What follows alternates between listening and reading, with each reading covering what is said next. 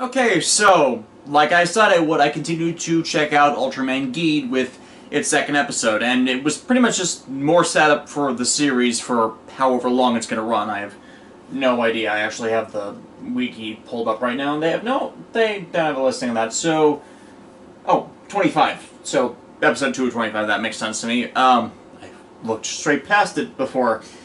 So, this is just the fallout of the first episode, Riku getting himself settled into the... I'm forgetting the name off the top of my head. The base left by Belial, and pretty much figure out what he's going to do. Initially thinking that, yeah, since the monster's gone, I can just forget about this, not use the riser again, pick up what's left of my life alongside my boss and his family. And, you know from a series like this that it's just not going to be that one time. And, of course, there's this other guy that's actually causing all the monsters to spawn, named Kei Fukuide? That is a novelist, revealed at the end of the episode, who is summoning these things from kaiju capsules and his own fusion riser for... They don't quite explain it, but it has to do with these things called little stars, which are essentially manifestations and connections to the Ultra Capsules. I believe it's connected to the Ultra Capsules, because when a little star is freed from its human host, it becomes a new Ultra Capsule for Gede. So, since the Ultra Capsules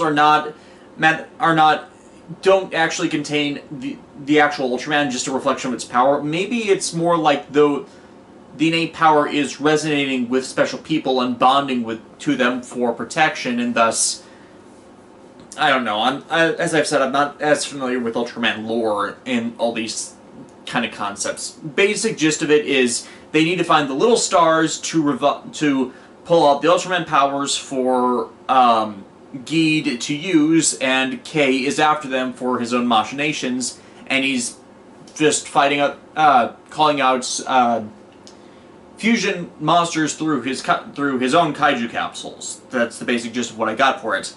Now, complicating things with this episode is the introduction of Raiha Toba, aka the titular character of the episode, the girl who cuts monsters, with a straight sword. Now, if I didn't already guess If I didn't already know that Koichi Sakamoto was directing this series, I would be questioning on whether he directed this series, because at this very moment, I am about 80% done with rewatching Kyoryuger for... Is it November or December? I'm finally going to release those, but when I eventually do Kyoryuger at the end of the year, come hell or high water, and it's like, her movements are dead on what Soji Rippikan, aka Kyoryu Green, was doing with his own like, the style of movement he was using in that series. It's pretty much the same as Raiha's. It's the second episode, please don't bug me, like, comments about how terrible I am with remembering names. I know I'm terrible with remembering names. It's even worse at the beginning of a series. So Raiha, as is revealed over the course of it, is hunting a specific monster, and the implication given is she's hunting Belial because she remembers the events of the Crisis Impact clearly, and it's influenced her development in the following years to not want to be a victim. This crosses paths with Riku as, Reito? Yeah, no, this is somebody else. Protagonist, I'm trying to find the allies listing. Reito, Raiga, Lumina. They're not listed. Oh, so essentially, his boss's niece is found in possession of one of these lights, and an alien whose name I'm blanking on because it kind of wasn't relevant to the episode, comes trying to grab her after she starts manifesting fire powers. The fire powers are in fact the powers of one of the Ultra Capsules within her, which drives the entire plot, and I'm trying to find the specific capsule because it's kind of... Ultraman No. I could just look at Riku's page because it comes into play in episode 3 due to spoilers. That's not it. Why is it not up here? Live, everybody! Okay, that's the character page again. Titular. Why is his power set down under the same... Okay, that's not it either. Ultraman Leo.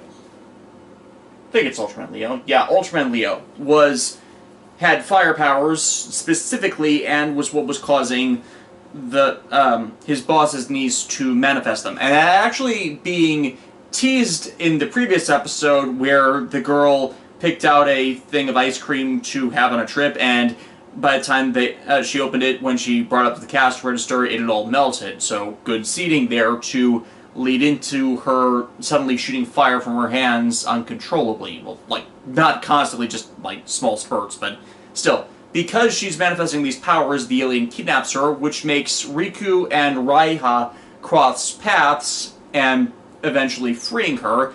And that's when Kei comes into the picture, because since he's after the little star, he kills the alien and manifests a kaiju to pretty much just go after it.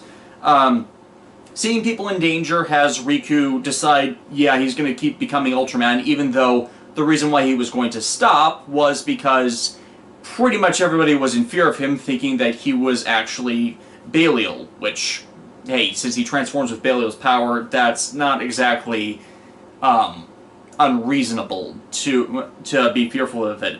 But at this point, with his friends in trouble, he decides to just go through with it. He says his catchphrase about standing here won't do anything, or I'm paraphrasing the catchphrase, of course, and just pretty much does the hero thing of not caring about other people's fear. If they're going to be in danger, they'll realize the truth of him being a good guy if he just keeps doing actions which are beneficial and helpful and, you know, not evil towards them. So that's actually a pretty good thing to show, especially with him being a fan of tokusatsu heroes, where that's usually the modus operandi of good Kamen Riders. They'll sacrifice of themselves, be I shouldn't say ridiculed, but it's like they're not going to let a public opinion sway them doing the right thing. Now, if they're actually doing the wrong thing, that's a completely different matter entirely, but I've commented on that enough elsewhere that I don't need to get into that now. So yeah, pretty good showing for Gede in getting his heroic resolve after following the well, kind of cliche attempt to reject it. And Raiha stays on.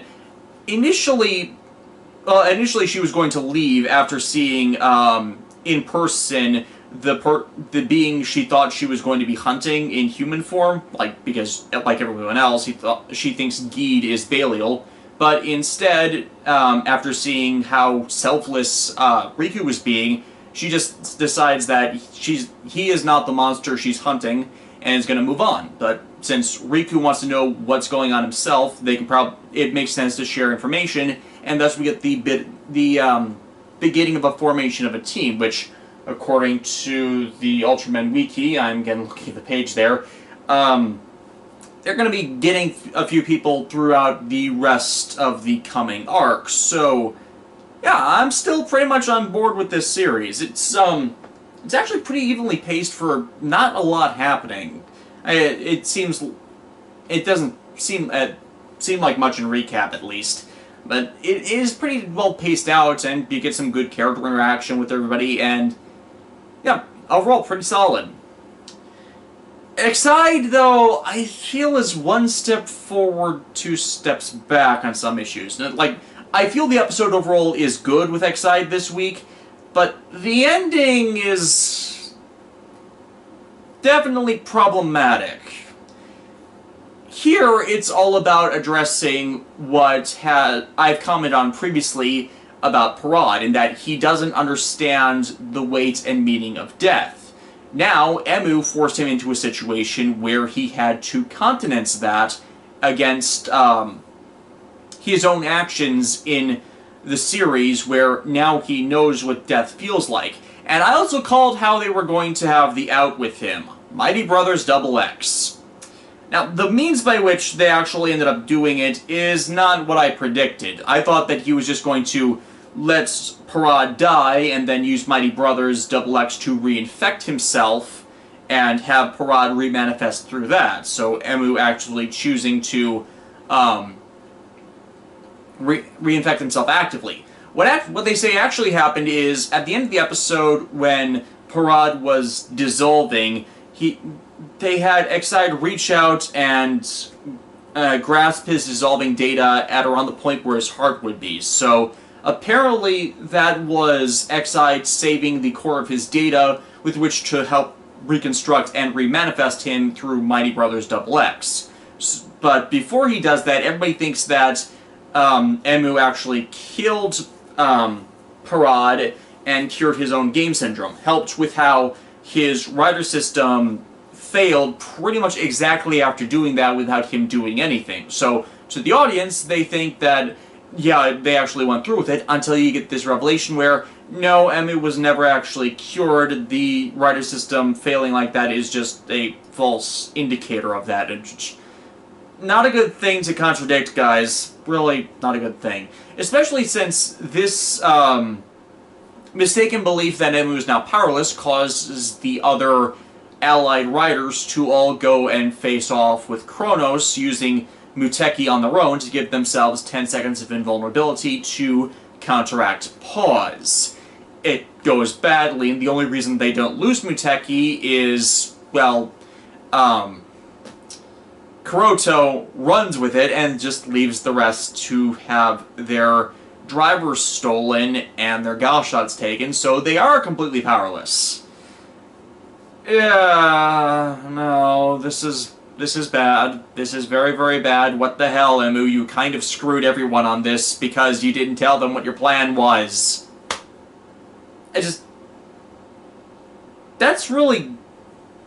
I like Emu's plan overall, it's just that the issue with him not telling anyone about it, thus leading to more horrible things, yeah, no, why did you do that? That was really damn stupid of you, and not to mention short-sighted, because now there's only 3 riders with powers on your side, and I'm counting Poppy with that, and also, well, Parad, because he's alive, and he pretty much just finally has it out with Emu after some time of soul-searching and discussion with Asuna and Graphite on the nature of Buggsters themselves, in how Poppy's Asuna is arguing that they weren't created to kill, and they weren't meant to be victims to humans. They were supposed to play alongside them. And their ability to infinitely come back means death is not as material for them, so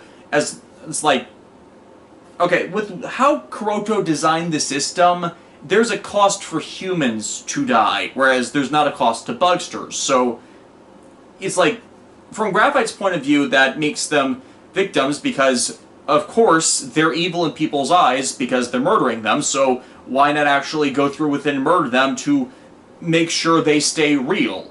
But from Asuna's eyes, that's pointless, as who are they going to play with when everyone else is dead? It's like, it's defeatist because they don't have a goal beyond victory, whereas, you know, if it was more of a give-and-take relationship, no one has to die, you would think that they would never have become an antagonistic force in the first place. But the problem with all the Buggsters is they cannot conceptualize the toll and cost of death they wreak. Even if everyone is being backed up and saved as game data, they're still trapped there. They're still effectively dead unless you release them. And to release them, all the Buggsters have to go permanently. And so, by the invocation of this system, you pretty much made it a race war between them. And the more you think about it, the more Kuroto's little machinations are You really do see how Kuroto's sociopathy screwed a existence that did not need to be an antagonistic force, and Parad kind of proves that with how now that he's conceptualized the meaning of death through both Lavrika and experiencing it himself, that he ends up being openly regretful for his actions. And I really gotta hand it to his actor, whose name I cannot come up with off the top of my head, I apologize, in, like, entirely breaking down when he comes back to Emu and just begs for forgiveness, and, like, how the sins he's inflicted on others because he didn't know any better can never be taken back. And there's full realization, full conceptualization of what he did wrong. And I like this because it's rare that Kamen Rider villains, especially of the monster faction, really get this. I mean, we have some that used to be humans that sway back and forth on the morality scale. That's kind of another reason why I kind of like Kamen Rider Fies when other people can't get past, you know, it's too unpleasant for them. It's like, I'm not against the moral gray area in concept either, but I like this where it's made clear that they're going to change because they realize how abhorrent a past action was. Like, you're not getting that with Kuroto. Kuroto, despite being on the side of the good guys right now, is still an effective antagonist, as he's never changed his ways. We're just pretty much putting up with them as the situation requires it.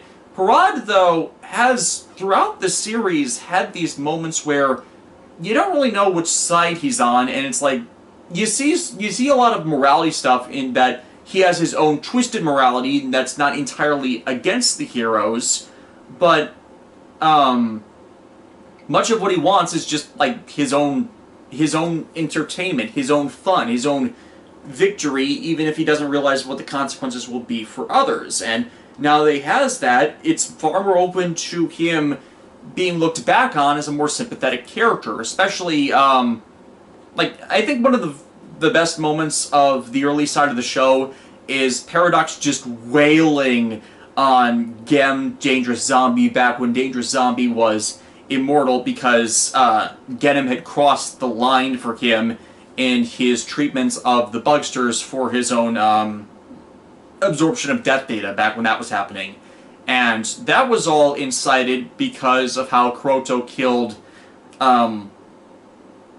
the Bergamon Bugster, who was completely harmless. And both Bergamon and Asuna have shown that, and also Emu's actions towards him have shown him that there's no reason they can't coexist. Emu's virus has become a large part of him, so, and the antagonism between them. And I think I like Emu being uber serious like this in this episode to finally convey that, because it's like, you're dealing with an unruly child who's refused to listen to you at all times, so have them reap the consequences of their actions, have them realize what's gone wrong, and then give them an opening, inviting hand to help them out of the mess, so the lesson could be finally learned properly. And this results in another badass beatdown of Kronos.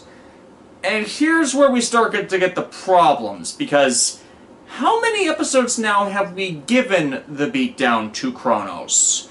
Let's see. Exaid Muteki premiere, again 2 episodes later with Tattle Legacy. He got out of it that time because he had locked out all the energy items. And now here, where all the energy items that he locked away are stolen by Paradox, so that he doesn't have those as a emergency defense and ability. Actually, this is perfect for counteracting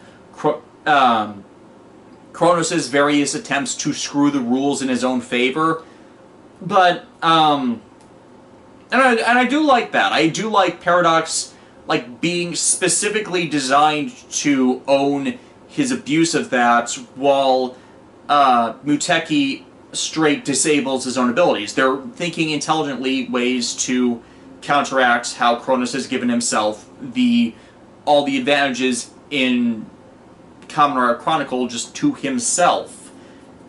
My issue is, of course, is that this is the third time he's been, like, had his ass handed to him, beaten back, and all his plans scrubbed. And this was supposed to be the final time before moving on to everything with Game Deus. Game Deus debuts in the next episode, and they give him this new sudden ability of reset. Whereas, even though his Gashot is destroyed because of Paradox and Exaid finally working together, and like I'm saying, I don't have an issue with the battle itself, it's just everything around it, which is concerning because of how they've been repeating it.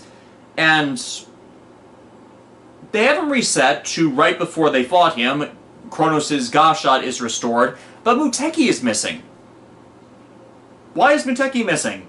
In fact, reset, as in travel back in time. How far did they actually reset to? In the previews for the next episode, it shows that everybody has their Gashots back, meaning Kronos didn't steal them again, meaning you had to have gone back at least a day so they never fought Kronos or something. It's just, maybe they'll steal them back in the next episode, but this comes completely out of nowhere. I mean, yeah, Kronos is the god of time, but Kronos, the Kamen Rider, has not shown to have this ability, and the way they give him this ability is the Bugster virus in his body is reacting with his Bug Visor's Y to reset time. But that should be an ability tied to Kronos himself, the Kamen Rider Chronicle Master Gashot that transforms him into Kronos, I should specify. And yet, without that, he still has the ability to reset time with his Bug Visor. What? What? That doesn't... This doesn't make sense to me. And it's like... The problem with Kronos for a while now is... He seems to be pulling, like... Okay, comparison. You ever mock fight it? This is like going back to when you were a kid. You ever mock fought with people who start then going, nah, I'm playing as X person, and he has super special awesome powers, which means you can't do what you just did to me, and stuff like that. That's how Kronos is starting to feel more and more with his planning. It's just like, he's not actually planning out ways to counteract the strengths and abilities of everyone. He's just more and more god-modding. I mean, he's named after the Titan of Time, but it's like, you use this too much, especially in this short a period, and it starts to wear on you. Especially since it seems like the final previews for the final 5 episodes, Exaid is confirmed to have 5 episodes and end at the end of August.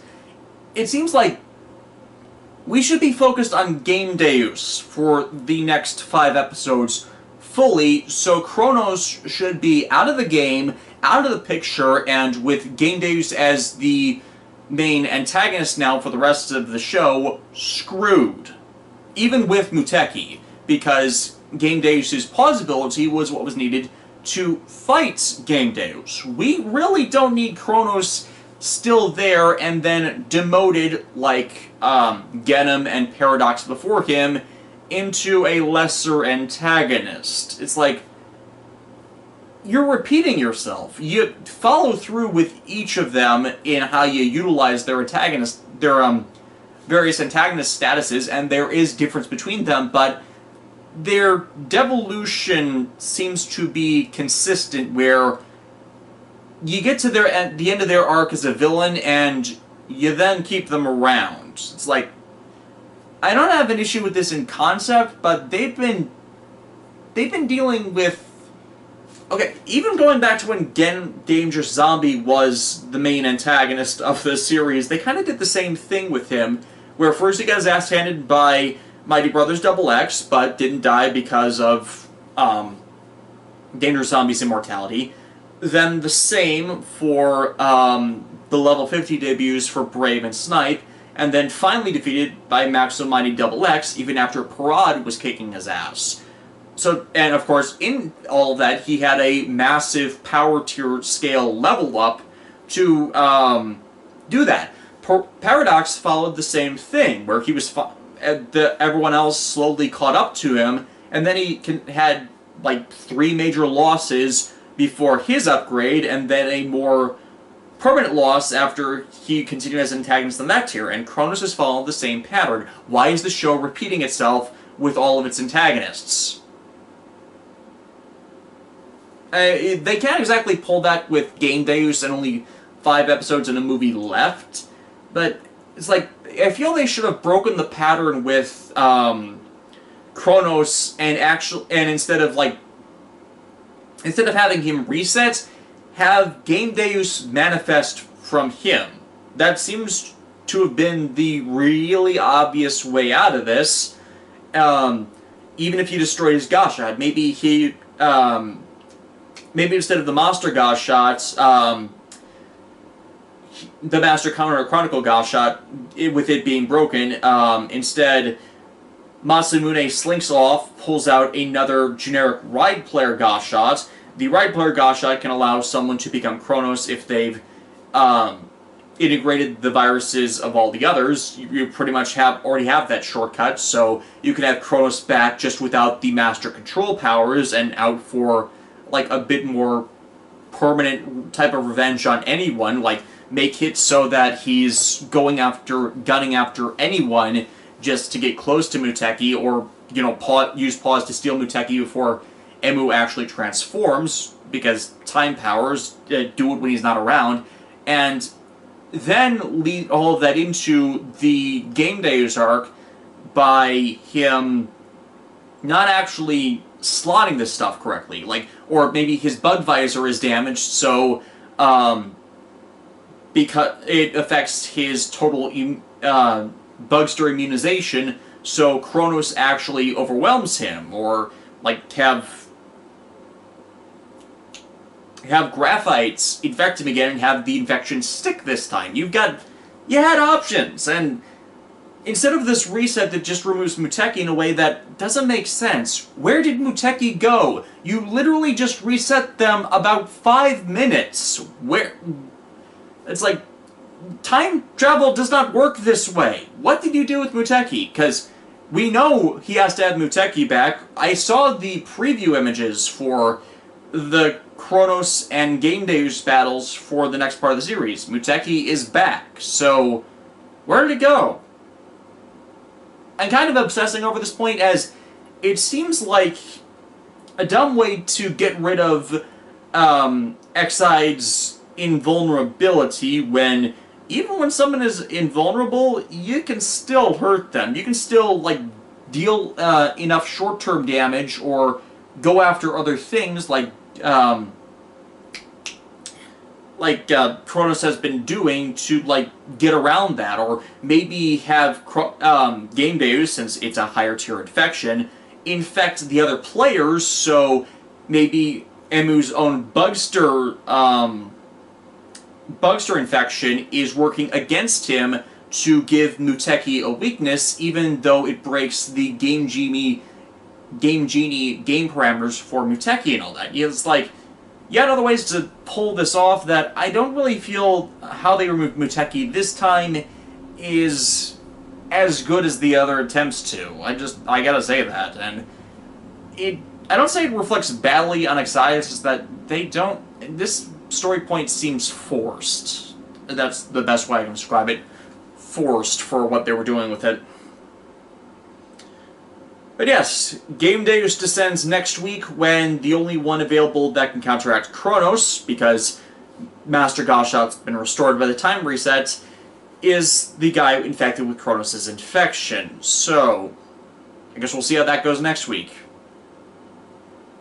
Yeah, that's pretty much all I got for right now. See you all.